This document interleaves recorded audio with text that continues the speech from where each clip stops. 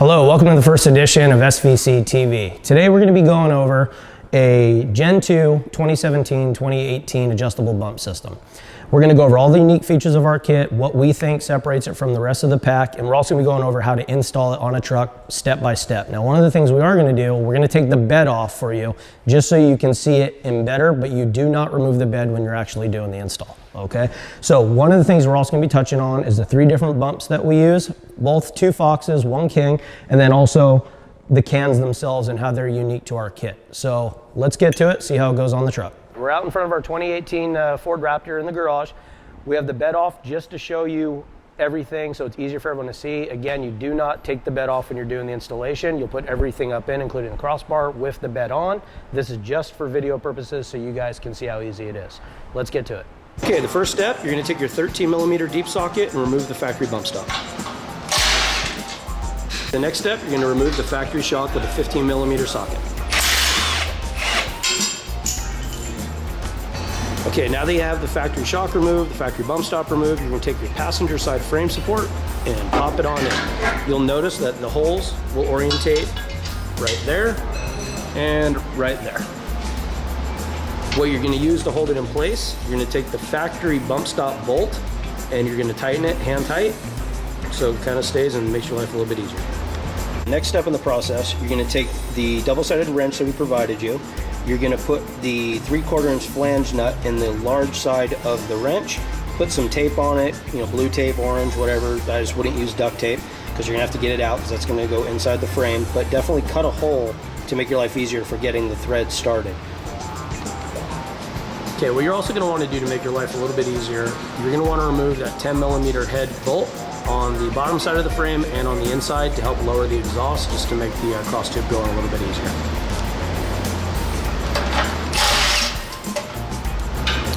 Next, you'll want to go ahead and take the wrench that you put the orange tape with the nut on and insert it into the large oval inside the frame.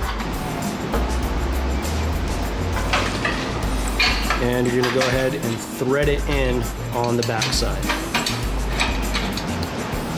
Okay, now that you have that all threaded, you're going to go ahead and tighten that back side up. Now that you're done on the back side, you're going to go ahead and remove the supplied wrench. Repeat the process with the 5/8 supplied bolt on the supplied wrench. Okay, so what you're going to do from here is take the supplied wrench, bend it 3 inches down from the small opening at a 45-degree angle. Now that you have your nut on, go ahead and carve out the center so you can thread it easier. Go ahead, place the 45-degree bend inside the frame rail and begin threading the outside.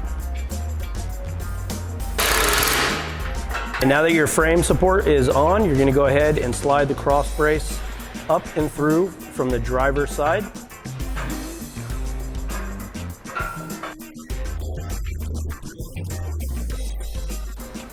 Okay, now that you've completed the passenger side of the truck, you're going to go ahead and move to the driver's side and repeat the same steps in the exact same order. And now that you have everything off, there's a little plastic clip that is on top of the frame. You're going to use your panel poppers and go ahead and remove that. Okay, now that you have completed installing the driver's side frame support, you're going to go ahead and put the other side of the cross brace in, put your bolts through, and torque everything down.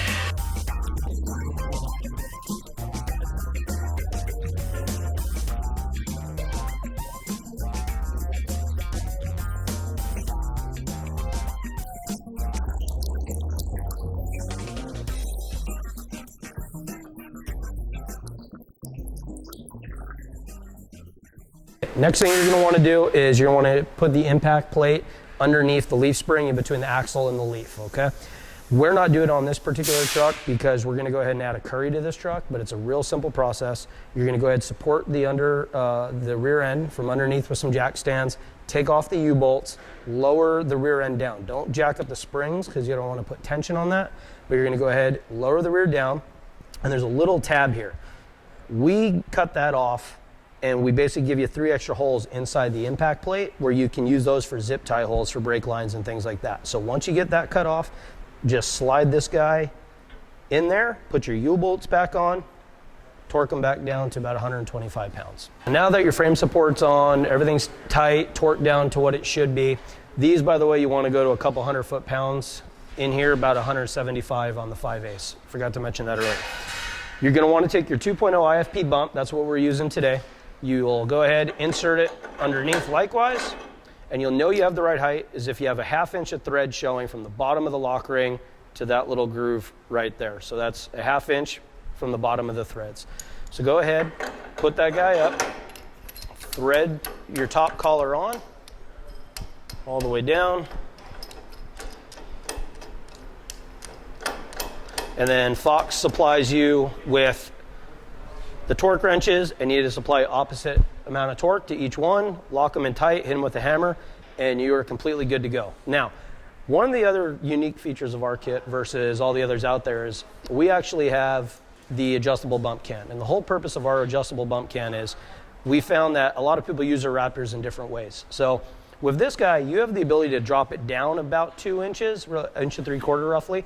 That will basically assist you in heavier loads, towing, things like that. So that bump, essentially, if you pump more air into it if you want, that'll almost act as like an overload spring.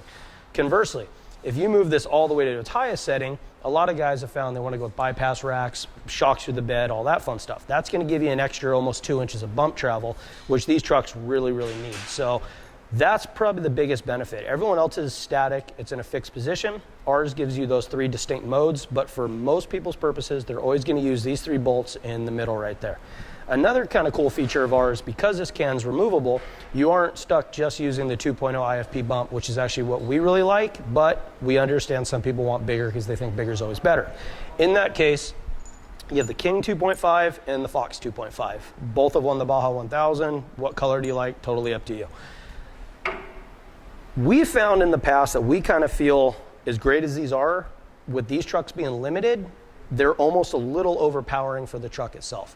So I prefer this, all my guys prefer this, but you're not gonna go wrong if you go with a 2.5. It's just a different animal, different way of doing things. Now that your bump kit's on, all torqued down tight, you're gonna put your shocks back on, wheels on, all that fun stuff. So that's essentially how you go ahead and install one of our adjustable bump systems. So be sure to subscribe to our YouTube channel, follow us on all our social media. At Instagram, we're at official SVC. Facebook, it's facebook.com/SVCOffRoad. And be sure to stay tuned to future episodes. Thanks for watching.